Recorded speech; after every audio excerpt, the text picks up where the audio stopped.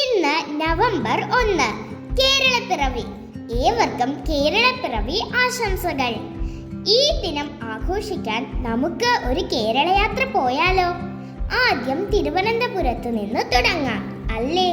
ഇതാണ് തിരുവനന്തപുരം, കേരളത്തിന്റെ തലസ്ഥാന നഗരം. വലിയ സർക്കാർ ഓഫീസുകളും സാങ്കേതിക പഠന കേന്ദ്രങ്ങളും ഇവിടെയുണ്ട്. ശ്രീ പത്മനാഭസ്വാമി ക്ഷേത്രം ഇവിടെ ഉള്ളതുകൊണ്ട് ഭക്തിയും ചരിത്രവും നിറഞ്ഞ വാതാവരണം. കോവളം പോലുള്ള കടൽ തീരങ്ങൾ സഞ്ചാരികളെ ആകർഷിക്കുന്നു. ജില്ലകൾക്കൊരു നേതാവുണ്ടെങ്കിൽ അത് തിരുവനന്തപുരം തന്നെ. ഇതാട്ടോ കൊല്ലം. കൊല്ലം കണ്ടിട്ട് കൊല്ലാവുന്നില്ല, കൊല്ലം കണ്ടവന് ഇല്ലം വേണ്ട എന്നൊക്കെ പഴമൊഴി. കടലും കായലും അഷ്ടമുടിയും ചേർന്ന് മനോഹരമായ ജലനാട്. കൈവട അഥവാ ചൂരൽപ്പട എന്ന പരമ്പരാഗത മത്സ്യബന്ധന രീതി ഇവിടെയാണ് ജനിച്ചത്. ചക്കയും കള്ളും പറയാതെ കൊല്ലത്തെക്കുറിച്ച് പൂർണ്ണമാകില്ല. ഇനി നേരെ പത്തനംതിട്ടയിലേക്ക്. പുണ്യത്തിന്റെ നാട്. ശബരിമല ദർശനത്തിനായി വരുന്ന കോടിക്കണക്കിന് ഭക്തർക്ക് വഴികാട്ടി. മലകളും കാടുകളും ചേർന്ന് ശാന്തതയുടെ ചട്ടയുണർത്തുന്ന ജില്ല. പ്രകൃതിയോട് സംസാരിക്കാൻ ഇഷ്ടമുള്ളവർക്ക് സ്വർഗം. ഇപ്പോ നമ്മൾ ആലപ്പുഴയിൽ എത്തിയിട്ടോ. കായലുകളുടെ റാണി. ഹൗസ് ബോട്ടിൽ ഒരു യാത്രയായാലോ? നെൽവയലുകൾ കണ്ണിനു മുന്നിൽ ഒരു പച്ചക്കടൽ പോലെ ഇരിക്കുന്നു, അല്ലേ? പാറിപ്പറക്കുന്ന ചാമരം എന്ന പോലെ കാറ്റിലൊഴുകുന്ന വള്ളങ്ങൾ. കാഴ്ച തന്നെ കവിത. ഇവിടെ വന്നാൽ പോകാൻ തോന്നില്ല, അല്ലേ? ഇനി ഞാൻ നിങ്ങളെ വായനയുടെ തലസ്ഥാനത്തേക്ക് കൊണ്ടുപോകട്ടെ. മനസ്സിലായില്ലേ? നമ്മുടെ അക്ഷരനഗരി കോട്ടയം. ഇവിടെ ആളുകൾക്ക് പുസ്തകങ്ങൾ അത്ര ഇഷ്ടമാണ്. പത്രങ്ങളുടെ തലസ്ഥാനം എന്ന് പറയപ്പെടുന്നു.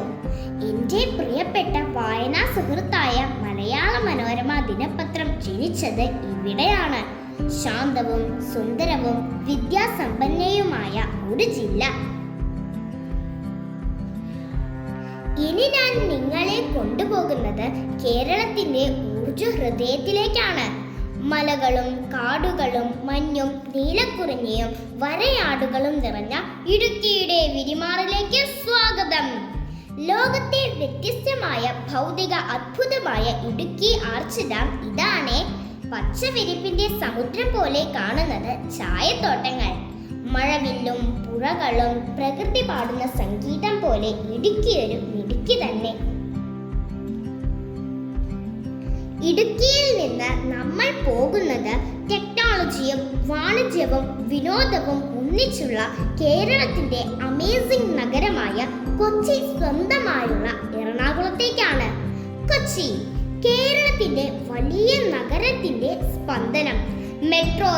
മെട്രോയും മാളുകളും നഗര ജീവിതത്തിന്റെ കാറ്റിൽ ചാഞ്ചാടുന്നു. കൊച്ചിൻ ഷിപ്പ്യാർഡും കേരള ഹൈക്കോടതിയും കൊച്ചിൻ റിഫൈനറിയും, അങ്ങനെ എറണാകുളത്തിന്റെ പ്രൗഢഗംഭീര സൗന്ദര്യം വർണ്ണനാതീതം തന്നെ.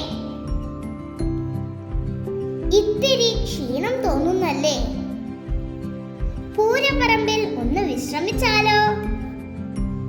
ഹായ്, നല്ല കാറ്റ്. ഒന്ന് കാതോർത്ത് നോക്കിക്കേ. പൂരത്തിന്റെ താളമേളങ്ങൾ സംഗീതത്തിൽ ആറാടിക്കുന്ന ഈ നഗരം ഏതാ? ഇതല്ലേ നമ്മുടെ തൃശ്ശൂര്. കുടമാറ്റം, ചിങ്കാരിമേളം, നെറ്റിപ്പട്ടം, ഹോ, എല്ലാം തൃശ്ശൂരിൽ മേളത്തിന്റെ കുടുംബാംഗങ്ങൾ. കേരളത്തിന്റെ സാംസ്കാരിക നഗരം, കലയുടെ നഗരം. അതും പോരാഞ്ഞിട്ട് ഇപ്പോ ഇന്ത്യയിലെ ഡിസൈനർ സൂ എന്ന ഖ്യാതി നേടിയ പുത്തൂർ സുവോളജിക്കൽ പാർക്കിലും ഒന്ന് കയറിയിട്ട് നേരെ ഇങ്ങോട്ടാണെന്ന് അറിയാമോ? വിശക്കുന്നുണ്ടോ നിങ്ങൾക്ക്? എന്നാലേ വാ, 2 രാമശ്ശേരി ഇഡ്ഡലി കഴിക്കാം. അപ്പോ നമ്മൾ എവിടെ എത്തി എന്നാണോ ആലോചിക്കുന്നത്? നാട് തലോടുന്ന പവിഴപ്പാടം. നെല്ലിൻ മണമുള്ള വയലുകൾ നിറഞ്ഞ ഭക്ഷണത്തിന്റെ ഉറവിടമായ പാലക്കാട്. പാലക്കാട് കോട്ട ചരിത്രത്തിന്റെ ഓർമ്മചിഹ്നമാണ്. പ്രശസ്തമായ പാലക്കാടൻ കാറ്റ് അതൊരു കാറ്റല്ല, ഒരു അനുഭവമാണ്. അപ്പോ വിശപ്പൊക്കെ മാറിയില്ലേ? ഇനി നേരെ മലപ്പുറത്തേക്ക്. വിദ്യാഭ്യാസത്തിന്റെയും സൗഹൃദത്തിന്റെയും പാഠശാല, ഫുട്ബോൾ കളിക്കുന്ന ഹൃദയം, മലയാളം, അറബി, ഉറുദു, തമിഴ്, ഒരു ജില്ല, പല ഭാഷയുടെ താളം. തുഞ്ചത്ത് എഴുത്തച്ഛൻ മലയാള സർവകലാശാലയും ലോകത്തിലെ ഏറ്റവും വലിയ കനോലി പ്ലോട്ട് എന്നറിയപ്പെടുന്ന നിലമ്പൂർ തേക്ക് തോട്ടവും. അങ്ങനെ കൂട്ടിച്ചിരിക്കാനും പറയാനും കൂട്ടുകാരനെ പോലെ ഒരു ജില്ല, അതാണ് മലപ്പുറം. ഇനി അല്പം മധുരമായാലോ? എങ്കിൽ വാ, നമുക്ക് ഭക്ഷണത്തിന്റെ നാടായ കോഴിക്കോട്ടേക്ക് പോകാം. ഹായ്, കോഴിക്കോടൻ ഹൽവ. അതിന്റെ മധുരം നുണഞ്ഞ് ഒരു ചായയും കുടിച്ച് ചായക്കടയിൽ ഇരുന്ന് ഒരു ചിരി, ഒപ്പം മസാലകളുടെ നാടിനെ കുറിച്ച് ഇത്തിരി കുശലം പറച്ചിൽ, ഒപ്പം പഴയ സുവർണ വ്യാപാരങ്ങളുടെ കഥകളും. ആഹാ, ജീവിതം ലളിതം. യുനെസ്കോയുടെ സാഹിത്യനഗരി പദവിയും കോഴിക്കോടിന് സ്വന്തം. ക്ഷീണമൊക്കെ മാറിയില്ലേ? എന്നാൽ ഇനിയൊന്ന് കാട് കയറിയാലോ? മലകളുടെ മായാലോകത്തിലൂടെ ഒരു യാത്ര. കാട്ടുപാതയിലൂടെ മഞ്ഞുമേഘങ്ങൾ കൈവീശി വരും. വെളുത്ത നീരുറവകളും വെള്ളച്ചാട്ടങ്ങളും പ്രകൃതിയുടെ സംഗീതവും നുകർന്ന് കാടിന്റെ മക്കളെയും കണ്ട് അങ്ങനെ.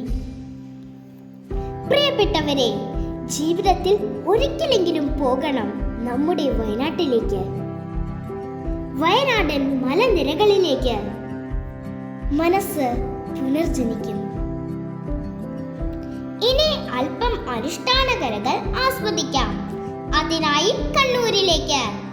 തെയ്യം ഇവിടെ നൃത്തമല്ല, ദേവസാന്നിധ്യമാണ്. കടക്കൽ കൊടി, കൈത്തറി വസ്ത്രങ്ങൾ എല്ലാം അഭിമാനത്തിന്റെ പൈതൃകം. കടൽ തീരവും ചരിത്രവും ചേരുന്ന നഗരം. നമ്മുടെ യാത്ര അവസാനിക്കാറായിട്ടോ. അങ്ങനെ നമ്മൾ വടക്കേ അറ്റത്തുള്ള ജില്ലയിൽ എത്തി. സപ്തഭാഷാ സംഗമ ഭൂമിയായ കാസർഗോഡിന്റെ മണ്ണിൽ എത്തി നിൽക്കുമ്പോൾ അഭിമാനം തോന്നുന്നു. മലയാളം, തുളു, ഉറുദു, ബ്യാരി, കൊങ്കണി, മറാഠി, കന്നഡ തുടങ്ങിയ ഭാഷകൾ തമ്മിൽ ചിരിച്ച് സംസാരിക്കുന്ന നാട്. ബേക്കൽ കോട്ട സമുദ്രത്തോട് ചാരിയിരിക്കുന്ന വലിയ ധീരൻ. സഹജീവിതത്തിന്റെ ഏറ്റവും മനോഹരമായ മാതൃക. പ്രിയപ്പെട്ടവരെ, എന്നോടൊപ്പം ഈ വർഷത്തെ കേരള യാത്രയിൽ പങ്കെടുത്തവർക്കെല്ലാം നന്ദി.